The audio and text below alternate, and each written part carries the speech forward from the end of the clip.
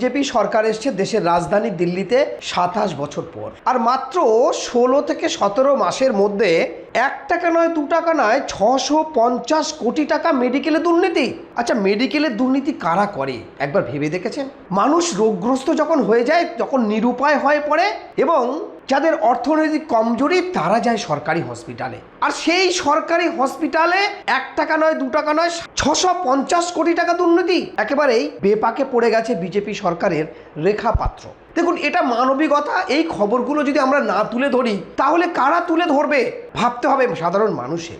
১ টাকা ২ টাকা হলে সেটা একটা ব্যাপার ছিল, মাত্র ১৭ মাসে সরকারে ৬৫০ কোটি টাকা মেডিকেলের দুর্নীতি। এই দুর্নীতির মধ্যে কি উঠে এসছে একবার শুনলে অবাক হয়ে যাওয়ার মতো। ১৫,০০০ বেডের জন্য কেনা হচ্ছে কত? ১৬ লক্ষ চাদর। ভাবুন, ১৫,০০০ বেড লাগবে, সেখানে টেন্ডারে কেনা হচ্ছে ১৬ লক্ষ চাদর। ১৫,০০০-এর জন্য নয় ৩০,০০০, ৬০,০০০, ১,২০,০০০, সেখানে নয় ১৬ লক্ষ চাদর কেনা হচ্ছে। এবং কেনা হচ্ছে ১০ লক্ষ টাকার যে মেশিনের দাম, অর্থাৎ এক্স রে মেশিন, সেই মেশিন কেনা হচ্ছে কত? ৩৩ লক্ষ টাকা করে দাম দিয়ে। দুর্নীতির একটা সীমা থাকে। আবার আসছে ২৫ লক্ষের রেডিওলজিক্যাল একটি যন্ত্র, যেটা যার দাম ২৫ লক্ষ টাকা, সেটা কিনছে কত না ১,১০,০০,০০০ টাকা। ভাবুন, সরকার, দিল্লি সরকার কিনছে টেন্ডার দিয়ে ১,১০,০০,০০০ টাকা। এই যদি স্বাস্থ্যক্ষেত্রের হাল হয় তাহলে সাধারণ মানুষের কিভাবে চলবে? ভারতবর্ষের মানুষ, প্রতিটি রাজ্যের মানুষ নূতন সরকার নিয়ে আসে শিক্ষা স্বাস্থ্যের অধিকারের জন্য। বিশেষ করে গরিব মানুষ যারা শিক্ষা ক্ষেত্রে ব্যয় করতে পারে না, কারণ তাদের নুন আনতে পান্তা পুড়িয়ে যায়, তাদের সন্তানরা স্কুলে লেখাপড়া শেখে। স্কুল ব্যবস্থা তো একেবারে ধ্বংস হয়েছে গোটা ভারতবর্ষের বিভিন্ন জায়গায় বলা যেতে পারে। ঠিক তদরূপভাবে স্বাস্থ্যক্ষেত্রের দুর্নীতি, একন দুর্নীতি। ডবল ইঞ্জিন সরকারের দিল্লিতে আবার ১ টাকা ২ টাকা নয় ৬৫০ কোটি টাকা বারবার বলতে হচ্ছে। একটি ওআরএসের দাম মাত্র ১৫ টাকা, সেই ওআরএস কিনছে সরকার ২০৫ টাকা করে।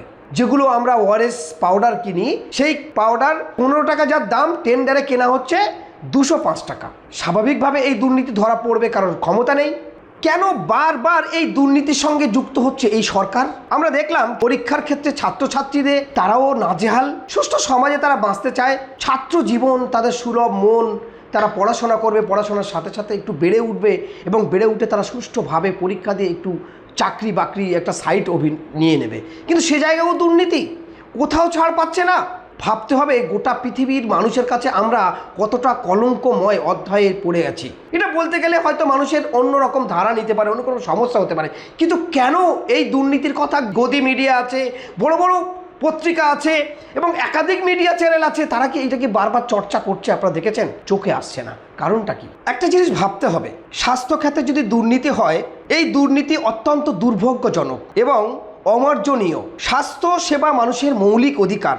এই স্বাস্থ্যক্ষেত্রে যদি দুর্নীতি হয়, ভাবুন তো দেখি, মানুষ যখন মৃত্যুর সঙ্গে পাঞ্জা লড়ে, সমস্ত পরিস্থিতি তারা সয় সম্বলহীন হয়ে যায়, তখনই কিন্তু মানুষ তার স্বাস্থ্যের জন্য সরকারি হসপিটালে যায়।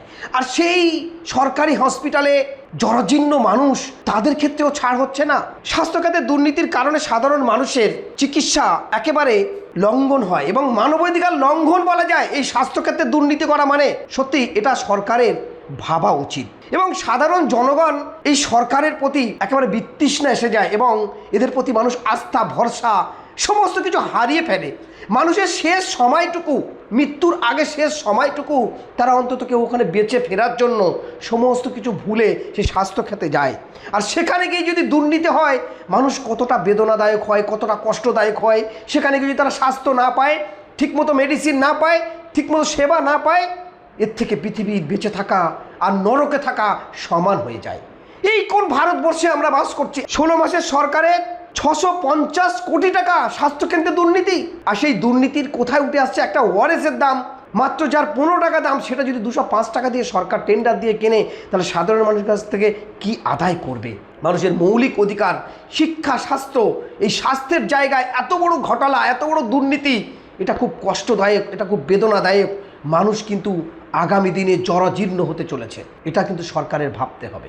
শুধু দিল্লি নয়, এ রাজ্যেও একাধিকবার বিভিন্ন হসপিটালের দুর্নীতির কথা উঠেছে। কিভাবে ভোগান্তি হয় সাধারণ মানুষ? যখন মানুষ দুর্ঘটনা কবলিত পড়ে, মানুষের হার্ট অ্যাটাক হয় বা বিভিন্ন রোগগ্রস্ত হয়, এই রাজ্যের আপনি চিত্তরঞ্জন বলুন, পিজি বলুন বা এনআরএস মেডিকেল বলুন, যেখানে বলুন, যখনই সেই মানুষগুলো এমার্জেন্সিতে যাচ্ছে অনেক সময় বলছে সেখানে বেড নেই।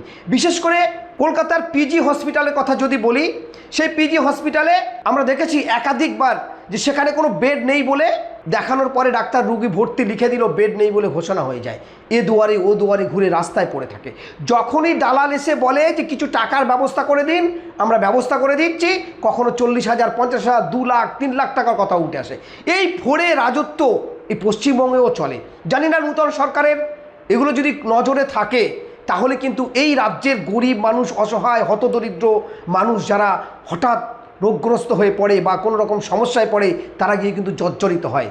তাই নূতন সরকার, পশ্চিমবঙ্গের মাননীয় মুখ্যমন্ত্রী শুভেন্দু অধিকারী এবং স্বাস্থ্যমন্ত্রী যারা আছেন, অবশ্যই বিশেষ করে পিজি, ন্যাশনাল মেডিকেল কলেজ এবং চিত্তরঞ্জন হসপিটাল, এনআরএস হসপিটাল সহ কলকাতার একাধিক হসপিটালে কিন্তু একেবারে জাল চক্র বেছানো রয়েছে। তাতে কিন্তু সাধারণ মানুষের লক্ষ লক্ষ টাকা দেনা করে, জমি বিক্রি করে, বাড়ি বিক্রি করে, সুদে নিয়ে তাদের সেই হসপিটাল থেকে ট্রিটমেন্ট করে আনতে হয়।